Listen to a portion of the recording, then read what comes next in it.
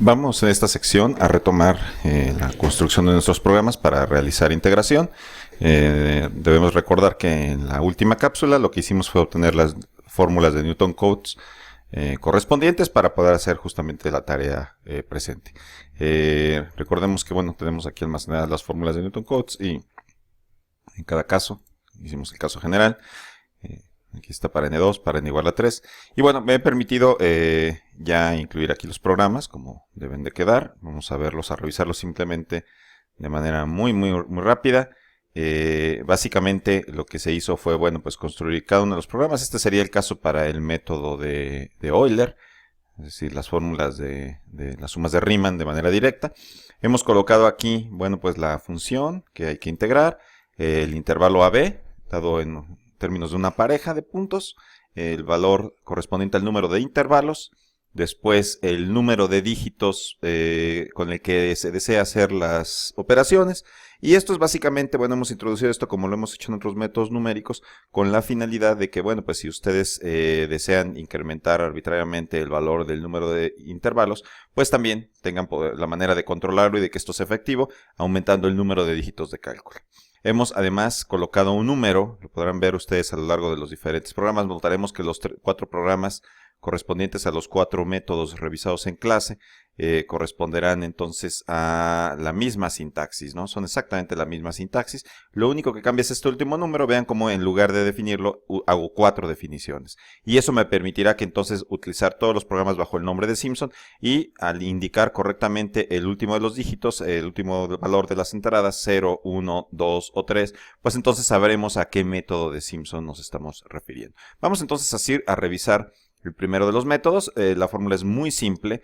Lo que tenemos que hacer es calcular el valor de la h. Recordaremos que en el caso del método de Euler, el número del valor h, el número de intervalos y el número de subintervalos es exactamente el mismo. Entonces, la manera de calcular esta longitud de subintervalo pues será simplemente b menos a dividido entre n. ¿De acuerdo? Y aquí estamos indicando que entonces lleve esto a m dígitos para heredar esa precisión. Y entonces en la segunda pues es simplemente nuestra fórmula compuesta para los métodos de Simpson.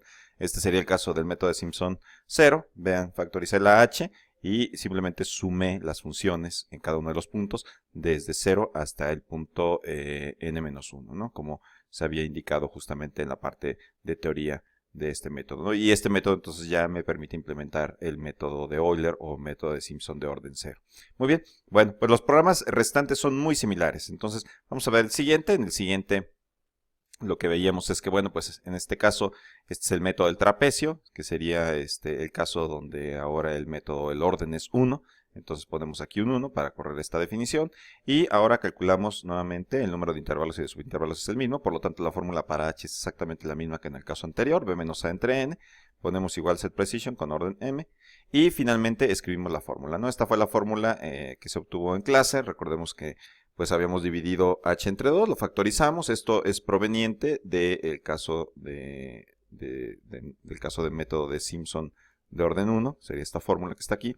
Se está factorizando básicamente h entre 2, en tanto que la suma de y0 más y1 pues se va replicando, se va haciendo para diferentes intervalos, y entonces tendremos dos términos, ¿no? Recordaremos que en este caso, al ir replicando esta fórmula, siempre el valor de y1 se hace en conjunto con el siguiente intervalo, que sería y1, y2, y2, y3, etcétera, así de manera consecutiva. Y al hacerlo, pues entonces lo que lograremos es que la mayoría de los términos se dupliquen, excepto el primero y el último, como ya se revisó. Y entonces es por ello que esos dos valores, el primero y el último, quedan de manera aislada, se escribieron al principio, que corresponderían a los valores f de a, f de b.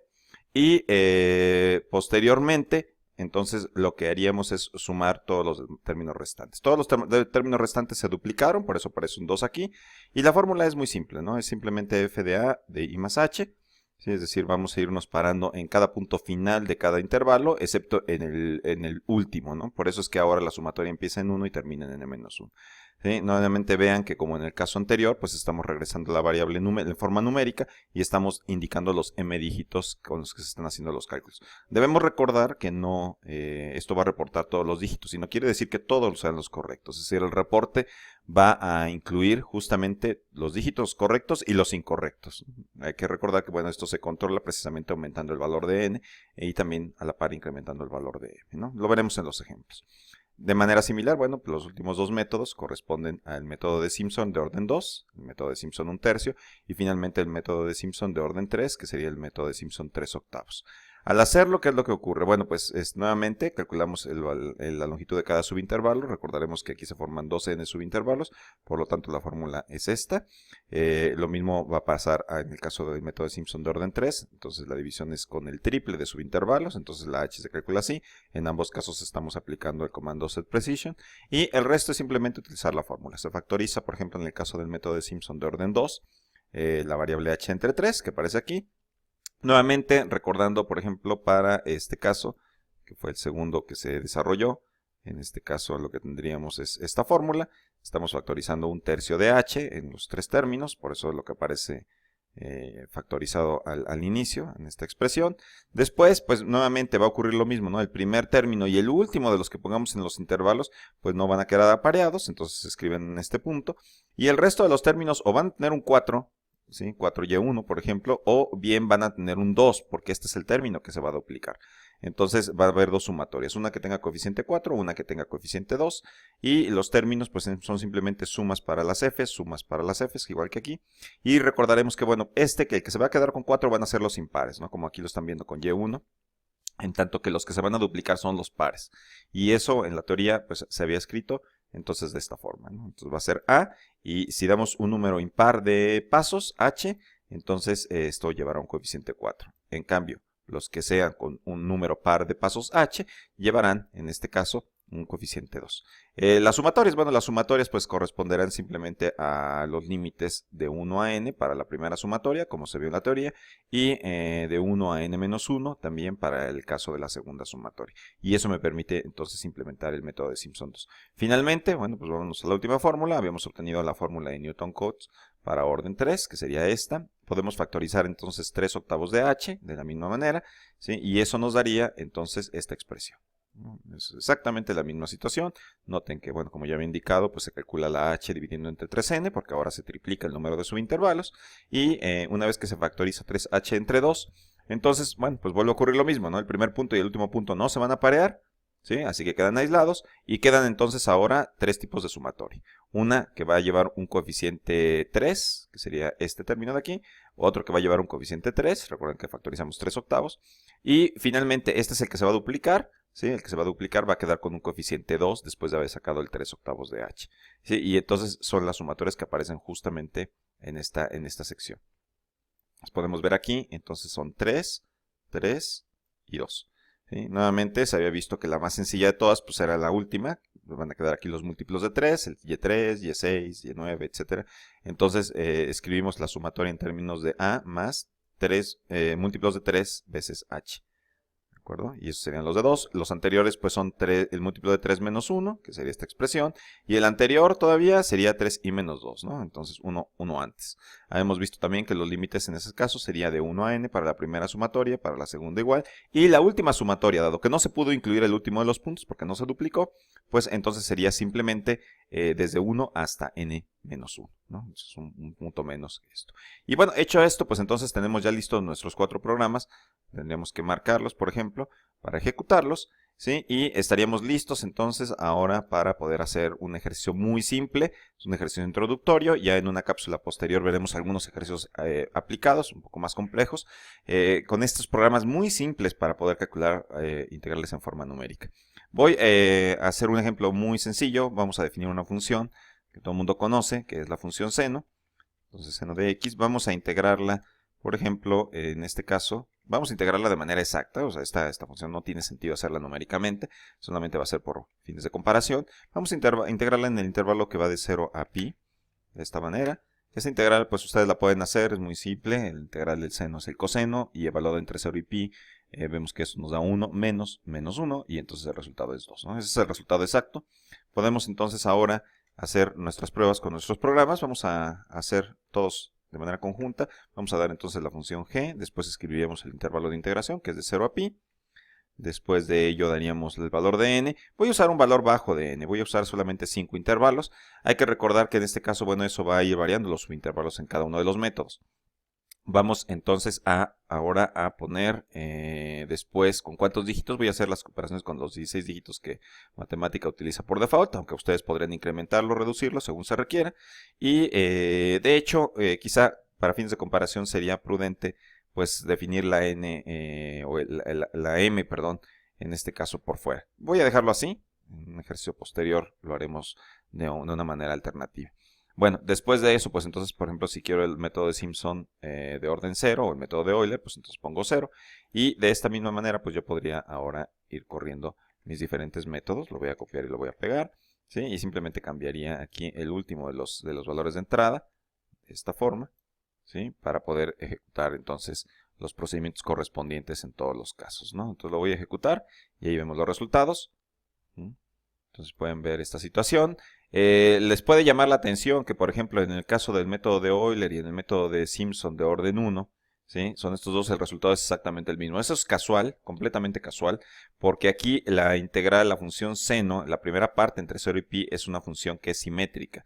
Y eso hace que este resultado se compense. Es decir, lo que ustedes normalmente van a perder de área en la primera parte de 0 a pi entre 2, se va a ganar, se va a recuperar en la segunda parte. Así que el método es exactamente equivalente al método de Simpson. Es decir, si ustedes movieran los pequeños triángulos que se forman o que faltan en la primera parte y se sustituyen por los de la segunda, eso es equivalente a poner líneas inclinadas como coronas de los rectángulos. Por eso es que están aquí siendo muy parecidas. Sin embargo, hay que recordar que en otros casos donde la función no sea simétrica, esto no va a pasar. Después tenemos, bueno, más aproximaciones. Podemos ver, por ejemplo, para el caso del método de Simpson de orden 2 y el método de Simpson de orden 3, es decir, los métodos 1/3 y 3/8, pues vemos ahí los dos resultados. Podemos ver que el último es más preciso, dado que sabemos que el resultado exacto es 2. ¿De acuerdo? Y bueno, podríamos hacer otras comparaciones, ¿no? Por ejemplo, bueno, el primero que vale la pena hacer es justamente qué es lo que ocurre si yo simplemente modifico esto y pongo ahora un número de intervalos mayor, por ejemplo esto. Déjenme poner n y entonces aquí voy a usar la n tal cual, igual aquí, igual acá, para poderla modificar fácilmente. ¿Sí? Recuerden por favor haber colocado a h como variable local en los programas. Es algo que yo ya tengo hecho. Vamos a ejecutarlo, ¿no? Entonces ahí están los resultados. Vemos nuevamente el comportamiento es muy similar. La precisión va aumentando conforme el método toma un orden mayor. Otro de los aspectos, estos dos siempre van a ser similares. Si ustedes hicieran la integral de 0 a pi entre 2, eso no pasaría, ¿sí? Podrían ver, en ese caso la integral vale 1, ¿no? Quizá vale la pena hacerla en este punto. Lo voy a hacer, vamos a hacer esa modificación. En este caso ahora la integral será 1. Y ahora podrán ustedes apreciar justamente lo que les mencionaba, ¿no? Esa precisión creciente en relación al método que están ustedes tomando. Entonces esto quizá comparativamente pues, va a ser mucho más práctico, ¿no? Entonces aquí lo vemos, como la precisión aumenta. Estoy poniendo aquí 10, pongo 20 por ejemplo, pues entonces pueden ver claramente cómo el último de los métodos es mucho más exacto, ¿no? Me deja mucho más cerca del resultado exacto que sería 1. Algo que, bueno, equitativamente sería valioso hacer es que realmente establezcamos una comparación válida entre los métodos. Aquí hay que recordar que cuando ustedes dan 20, pues entonces lo que está ocurriendo es que en este método, en el método de Euler, se hacen 20 subintervalos, aquí también hay 20 subintervalos, estos dos serían comparables. Sin embargo, aquí estaríamos usando 40 subintervalos y acá 60 subintervalos, lo cual pues obviamente nos habla un poco de qué es lo que está ocurriendo con la precisión. O sea, aquí están tomando más intervalos y por eso podría suponerse que el resultado pues es mucho mejor. ¿Qué pasaría si ponemos un número equivalente de intervalos?